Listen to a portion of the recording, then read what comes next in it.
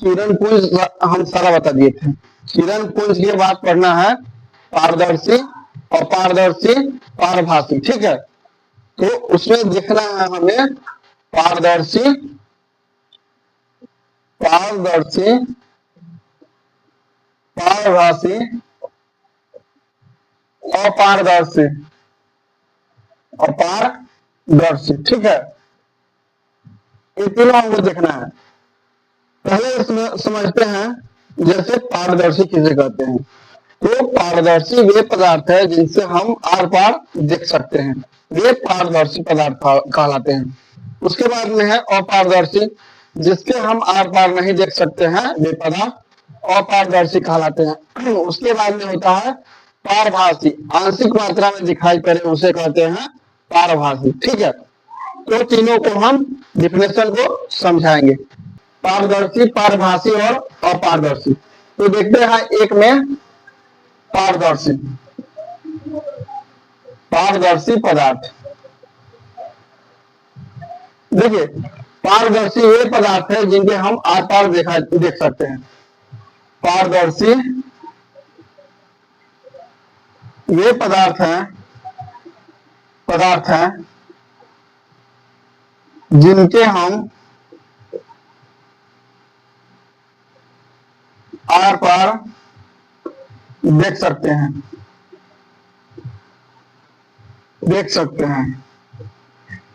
एक में हो जाएगा हवा, दो में हो जाएगा पानी। ठीक है, हवा पानी, हाँ, फिर शीशा होगा। ठीक है, शीशा भी हो जाएगा, शीशा। चलिए, उसके बाद में है पारभासी, वे पदार्थ जिनसे हमें आंशिक मात्रा में दिखाई पड़े, आंशिक मात्रा में दिखाई पड़े, वे पारभासी पदार्थ कहलाता है। जैसे घिसा हुआ शीशा, घिसा हुआ शीशा, तेल लगा कागज। देखिए, हम देख तो पाते हैं लेकिन पहचान नहीं पाते हैं कि हाँ वही चीज है, वे कहलाते हैं पारभासी। उसके बाद में है 3 नंबर अपारदर्शी, अपारदर्शी। अपारदर्शी में है वे पदार्थ जिनके हम आर पार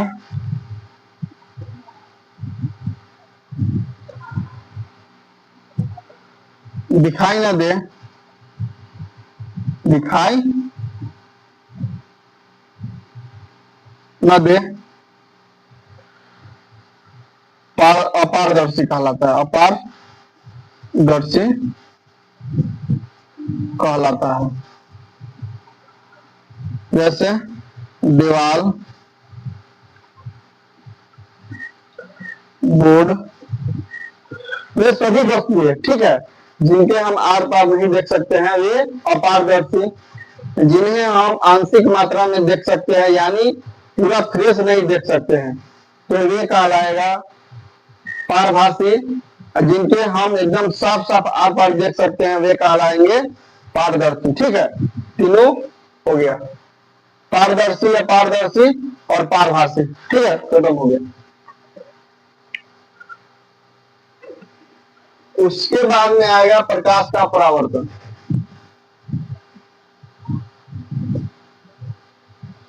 प्रकाश का परावर्तन, प्रकाश का परावर्तन। देखिए, प्रकाश का परावर्तन में होता क्या है, किसी बिंदु स्रोत से किसी बिंदु स्रोत से आते हुए प्रकाश यदि इस बोर्ड पे टकराए, ये मान लो शीशा है, शीशा से टकराए और पुनः उसी दिशा में या किसी भी दिशा में लौट जाए, उसे कहते हैं प्रकाश का परावर्तन। किसी बिंदु स्रोत से आने वाली प्रकाश,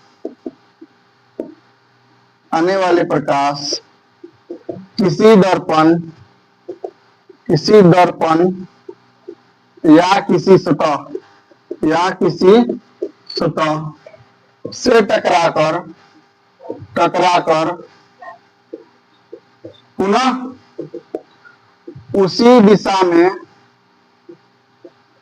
में लौटने की क्रिया प्रकाश का परावर्तन कहलाता है। चलिए चित्र के माध्यम से समझिए। ये मान लीजिए एक सतह है, ठीक है, शीशा है, मान लीजिए घिसा हुआ शीशा, घिसा हुआ शीशा। ये टॉर्च है, मान लो ये टॉर्च है, इसे निकला हुआ एक प्रकाश, मान लो ये टॉर्च है, ये आपतित किरण है, निकला हुआ प्रकाश इस दर्पण पे पड़ता है और इससे टकरा कर यहाँ वापस लौट जाता है, यह कहलाएगा प्रकाश का परावर्तन। और देखिए एक में हो जाएगा आपतित किरण किसे कहते हैं, आपतित किरण किसे कहते हैं, किसे कहते हैं। देखिए आपतित किरण में हो जाएगा किसी माध्यम से निकलने वाले प्रकाश, किसी माध्यम से निकलने वाले प्रकाश, यह हो जाएगा आपतित किरण। आपतित किरण किसी माध्यम से निकलने वाला प्रकाश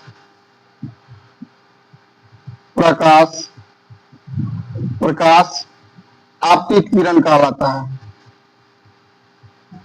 और दर्पण से टकराकर लौटने वाला प्रकाश परावर्तित किरण कहलाता है। परावर्तित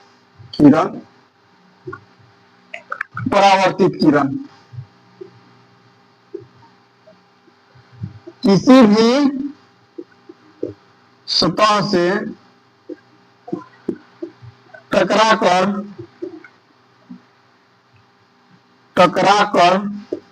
लौटने वाला प्रकाश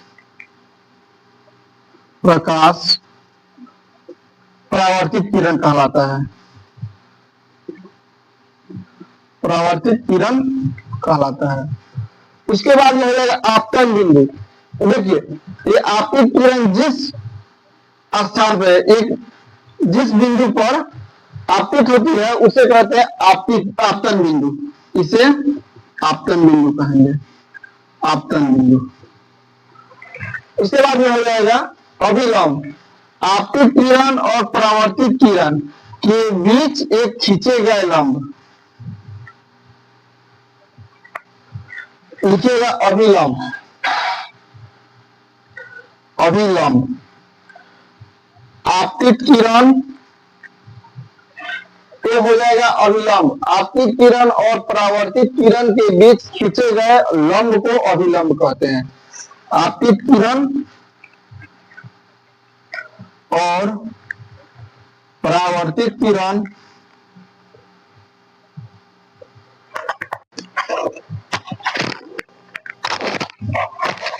आपतित किरण और परावर्तित किरण के बीच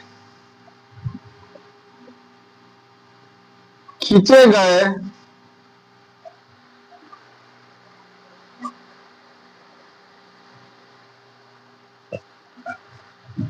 लंब को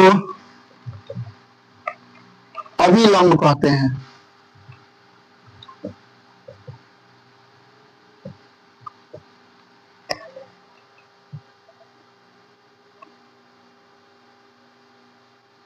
उसके बाद बाद में हो जाएगा आपतन कोण। आपतन कोण, आपतन कोण में हो जाएगा आपतित किरण और अभिलंब, आपतित किरण और अभिलंब के बीच बना कोण, आपतित किरण और अभिलंब के बीच बना कोण आपतन कोण कहलाएगा। लिखिएगा, आपतित किरण और अभिलंब के बीच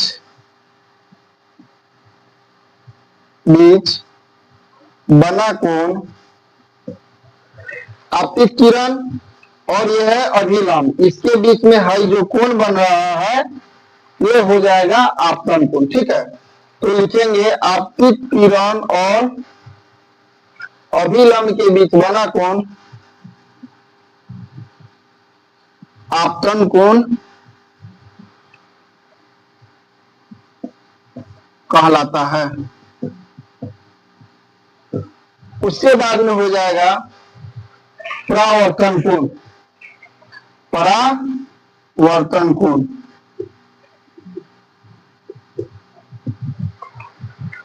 परावर्तन कोण में हो जाएगा परावर्तित किरण और अभिलंब के बीच बना कोण परावर्तित कोण कहलाता है।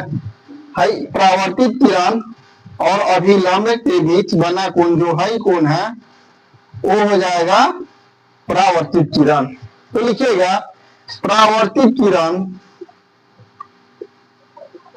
परावर्तित किरण और अभिलंब के बीच, अभिलंब के बीच बना कोण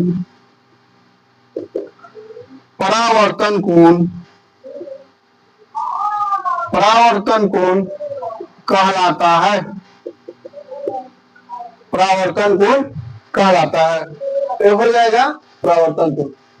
देखिए ये पूरा परावर्तन प्रकाश का परावर्तन है। ठीक है, ये हो जाएगा आपतित किरण, ये हो जाएगा परावर्तित किरण। ठीक है, इधर से टॉर्च से निकला यहाँ पे सोता है, ये है घिसा हुआ शीशा। मान लो कोई भी सोता है, इससे टकराया, जिस बिंदु पर टकराया है उसे कहेंगे आपतन बिंदु, और टकरा कर वापस गया उसे कहेंगे परावर्तित किरण। और ये आपतन बिंदु और परावर्तित किरण के बीच एक अभिलंब डाला गया उसे कहते हैं, ये है अभिलंब। अभिलंब। अब आपतन कोण किसे कहते हैं, तो आपतित किरण और अभिलंब के बीच जो कोण बन रहा है साइन आई, साइन आई उसे कहेंगे आपतन कोण। परावर्तन कोण किसे कहेंगे, परावर्तित किरण और अभिलंब के बीच जो बना वही बन रहा है कोण इसे कहेंगे साइन आर, वो हो जाएगा परावर्तन कोण। साइन आई बटा साइन आर एक नियतांक है, नियतांक मान लो कांस्टेंट अल्फा मान लो, अल्फा मान लो, अल्फा मान लो, एक नियतांक है, इसे कहते हैं स्नेल के नियम, इसे कहते हैं स्नेल का नियम। स्नेल के नियम पूछ देगा, बोलिएगा साइन आई बटा आपतन कोण बटा परावर्तन कोण का मान एक नियतांक होता है जिसे स्नेल का नियम कहते हैं। आपतन कोण और परावर्तन कोण का एक नियतांक होता है जिसे स्नेल का नियम कहते हैं। ठीक है, अब आ जाएगा किरण आरेख। समझ गया? देखिए किरण आरेख किसे कहते हैं, किसी भी बिंदु स्रोत से निकलता है प्रकाश तो एक सरल रेखा में गति करता है, और सरल रेखा के जिस पथ को दर्शाया जाता है उसे कहते हैं किरण आरेख। सरल रेखा के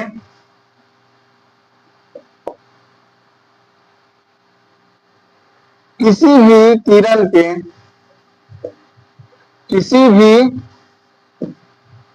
किरण के पथ को दर्शाने वाले आरेख को किरण आरेख कहते हैं, किरण आरेख कहते हैं। क्या हो गया? किरण आरेख। चलिए ठीक है। उसके बाद में बोल रहा है प्रकाश का परावर्तन के नियम। तो प्रकाश के परावर्तन के दो नियम है, ठीक है। प्रकाश के परावर्तन का दो नियम है, समझिए।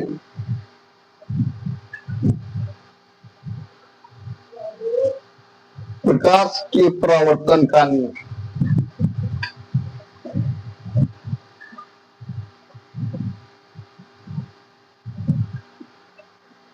देखिए प्रकाश के परावर्तन के नियम, प्रकाश का परावर्तन के दो नियम, एक में होगा आपतन कोण तथा परावर्तन कोण,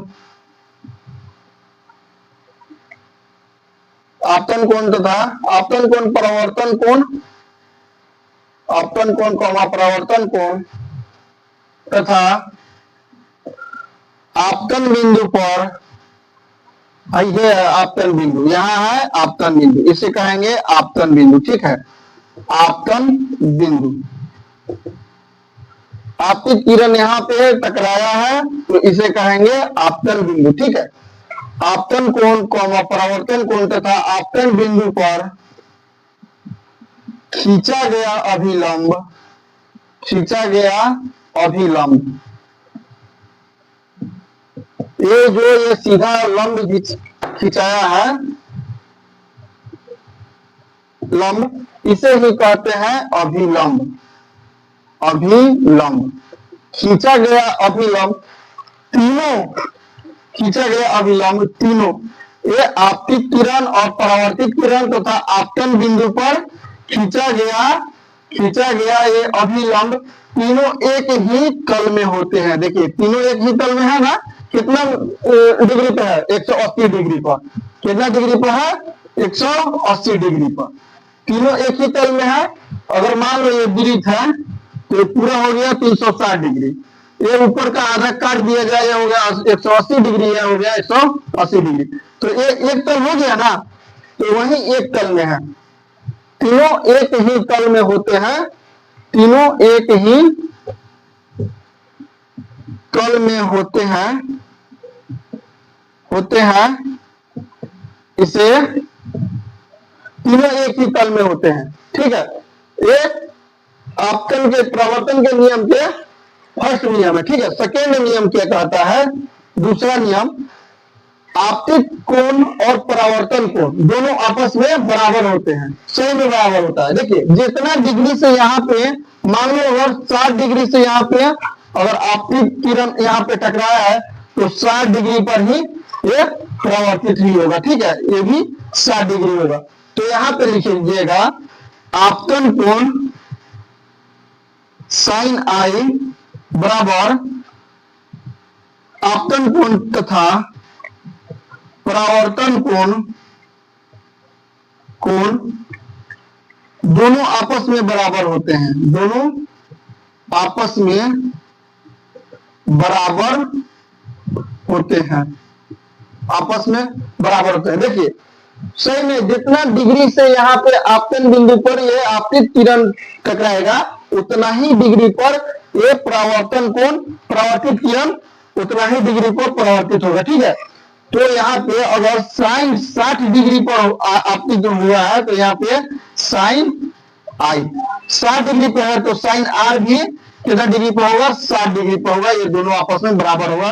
और साइन आई बटा साइन आर एक नियतांक होता है, एक नियतांक होता है जिसे स्नेल का नियम कहा जाता है, स्नेल का नियम कहा जाता है, कहा जाता है। उसके बाद में रह गया आपका समतल दर्पण। मान लीजिए अगर कोई समतल दर्पण है, मान लीजिए यह है समतल दर्पण, ठीक है। समतल दर्पण, समतल दर्पण, अब सीधा अगर कोई किरण एकदम 90 डिग्री पर पड़ता है, सीधा कोई किरण एकदम 90 डिग्री पर पड़ता है, तो वह परावर्तन होने के बाद कितना डिग्री का कोण बनाएगा। अब देखिए, अब सीधा हम टॉर्च मारते हैं एकदम सीधा, तो परावर्तन होकर उतना 0 डिग्री के कोण पर वापस होगा, 0 डिग्री के कोण पर रिटर्न होगा। ठीक है, तो जब यहाँ पे आपतित किरण एकदम 90 डिग्री पर होगा, तो परावर्तन भी एकदम 0 डिग्री के कोण पर 0 डिग्री के कोण पर परावर्तित होगा। एकदम यहाँ पे कोण कितना डिग्री बनेगा, यहाँ पे 0 डिग्री का कोण। तो यही समतल दर्पण बोल रहा है, यदि समतल दर्पण पे एक सीधा टच मारा जाए तो वह कितना डिग्री का कोण बनाएगा, तो वो 0 डिग्री का कोण बनाएगा। ठीक है,